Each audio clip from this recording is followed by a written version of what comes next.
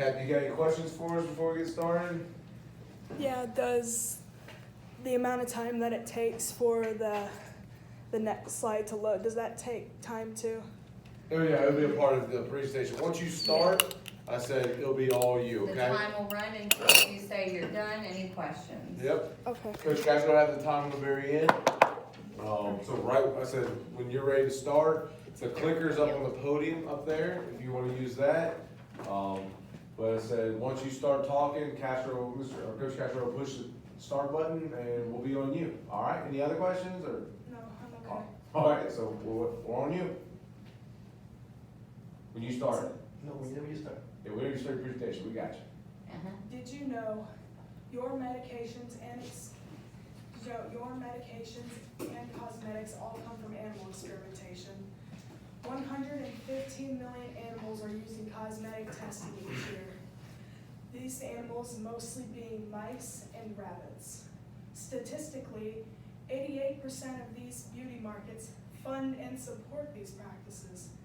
This is to make sure that their businesses don't get sued because something had went wrong with their makeup or their makeup caused allergic reactions. Hello, my name is Caitlin Howell.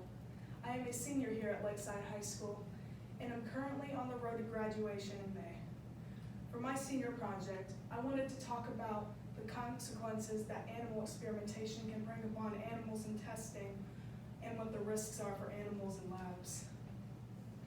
In September 2021, I volunteered as an animal rescuer at PetSmart with a group called All About the Animals Rescue Group. So what even is animal experimentation? Animal experimentation is when animals are captured by the government to be used in regulated testing and performed procedures.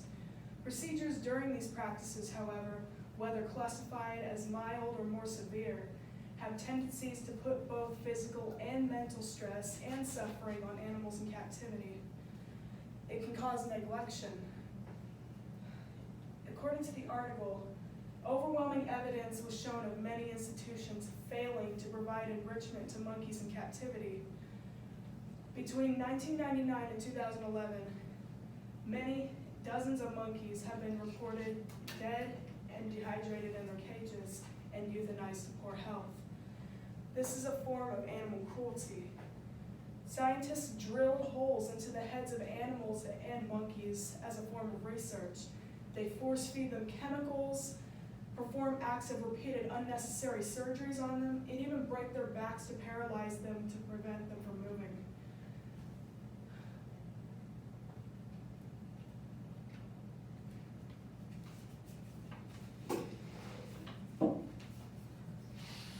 PETA had exposed District 113 of Biocore, showing pigeons being drowned, crayfish being injected with liquid latex dyes, and co-workers refreezing already frozen turtles that had come back to life.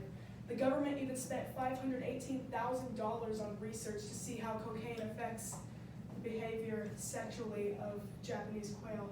They paid $3 million to inject hamsters with steroids to see which hamster would win in a hamster fight. This can cause stress upon the animals. Animals in these stressful conditions have been known to self-harm themselves and even lead them to irrational behavior.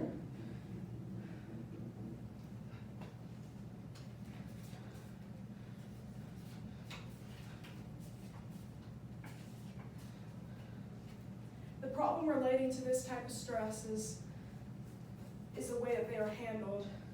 Noise and experimental procedures are also another stress factor for them. Alongside from the experimentation, over 7 million animals in the U.S. are strays. Dogs and cats are often abused and neglected to a point that their owners do not want them anymore. They are often kicked out of their homes and into the streets. However, only 6 million are brought into shelters each year. According to the Humane Society of the United States, animals are brought into shelters because their owners surrender them and or they are rescued by animal control. Here is a Venn diagram of the different kinds of animals that scientists use in testing, or how many they are used in experimentation each year. What's ironic about this Venn diagram? All of these animals that you see are animals that are legally protected by law, meaning that if you hurt them or harm them, You could be sent to prison or be fined. But the government chooses to hurt them in these experiments anyway, which doesn't make any sense. This is my mentor, Tina Pondy. She is director of All About the Animals Rescue Group. She's the one that taught me the basics: how to water them, how to feed them, how to change their cages. If there was an animal we had to bring in, she showed me which harness and leash belonged to them. And because I'm antisocial, she taught me how to interact with customers, ask them questions like, do you need anything, or were you looking at adopting, stuff like that. She even taught me how to get the dogs to be quiet. She taught me that talking to them or calling out their name would not help, so the best way to do is just, hey, like that.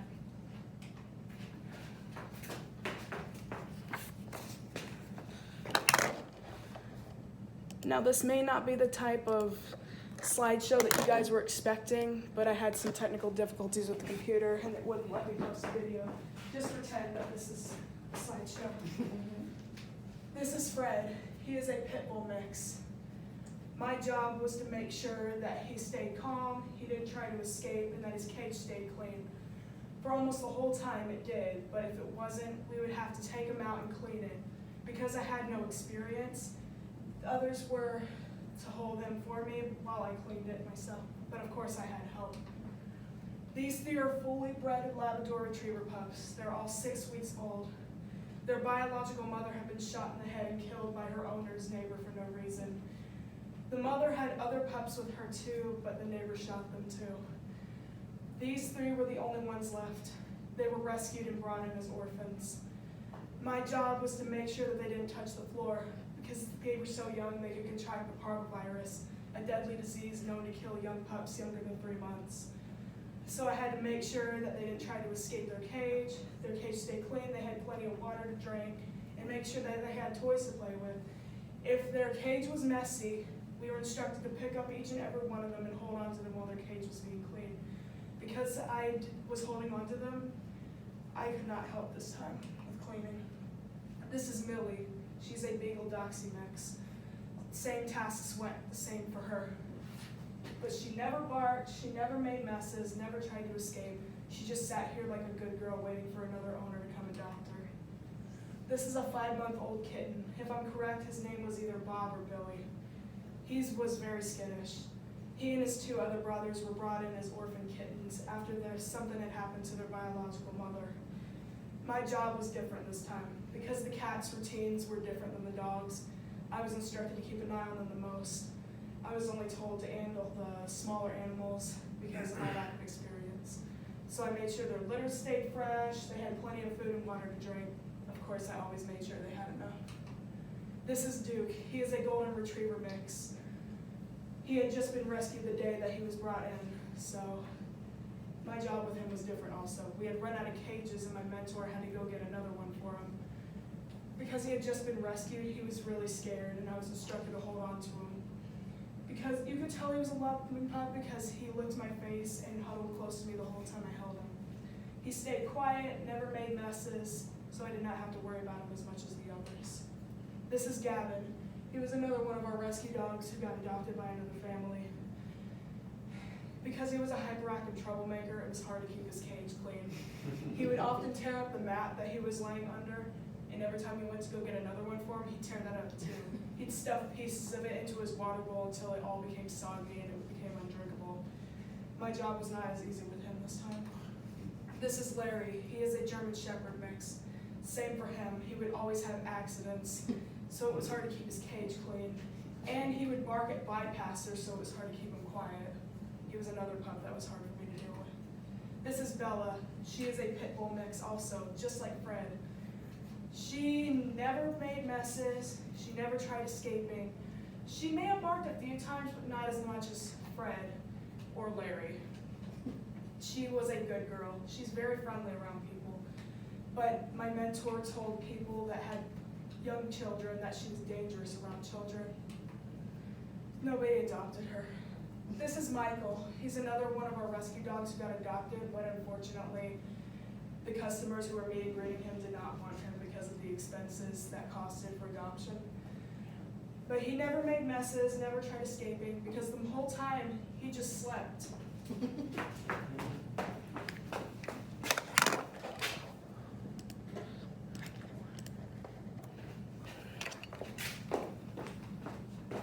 experience level had grown so much thanks to volunteering.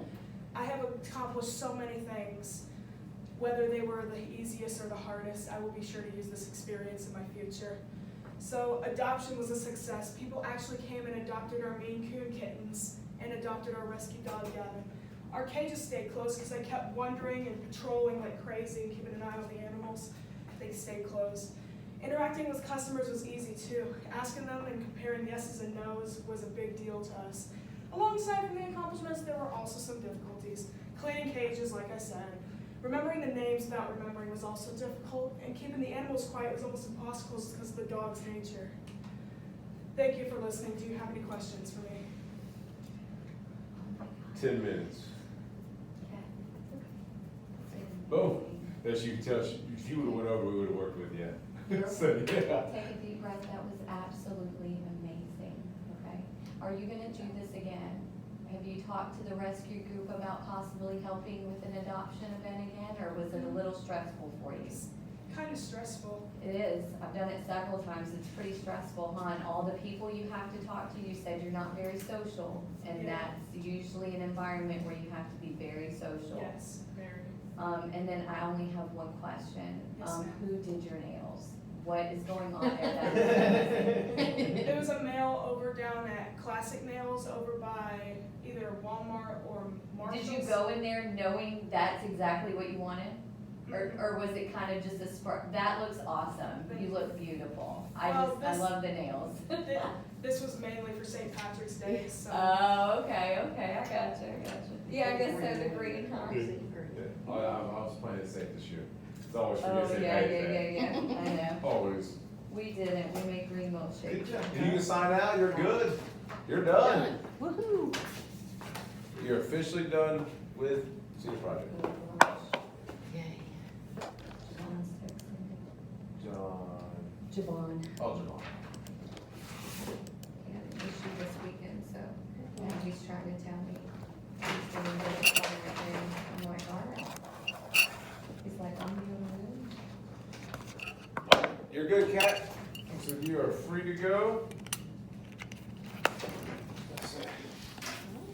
See you later. I'll see you tomorrow. See you tomorrow.